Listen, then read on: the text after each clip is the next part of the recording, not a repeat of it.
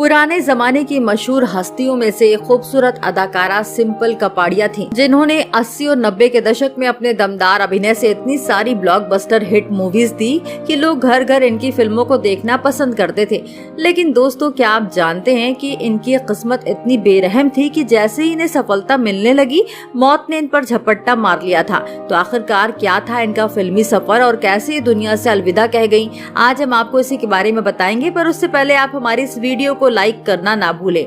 80 और 90 के यादगार दशक में बड़े पर्दे पर राज करने वाली मशहूर हस्ती सिंपल कपाड़िया एक्ट्रेस डिम्पल कपाड़िया की छोटी बहन थी, जिनका जन्म 15 अगस्त 1958 को मुंबई महाराष्ट्र में हुआ था और वहीं से इनकी थोड़ी बहुत पढ़ाई भी पूरी हुई। लेकिन एक्टिंग में ज्यादा रुचि होने के चलते इन्होंने अपनी पढ़ाई बीच में ही छोड़ दी थी और ये अपनी बहन डिम्पल कपाड़िया जैसी सुपरस्टार बनने के लिए मॉडलिंग करने लगी थी।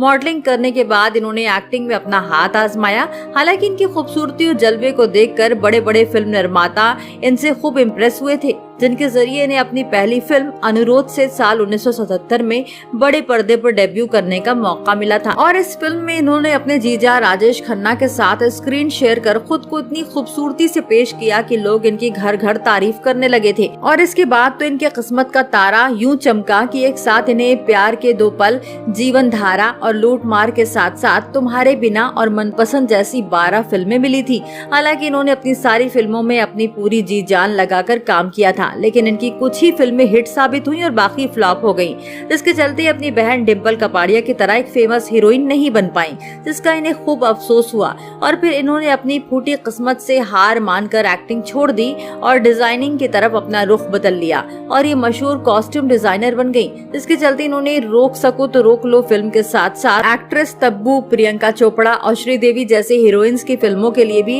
ये कपड़े डिजाइन करती थी। हालांकि एक डिजाइनर के तौर पर सिंपल का करियर चमक गया और इन्होंने फिर कभी पीछे मुड़कर नहीं देखा। इस तरह से ये धीरे धीरे सफलता की चरम सीमा तक पहुंचने लगी।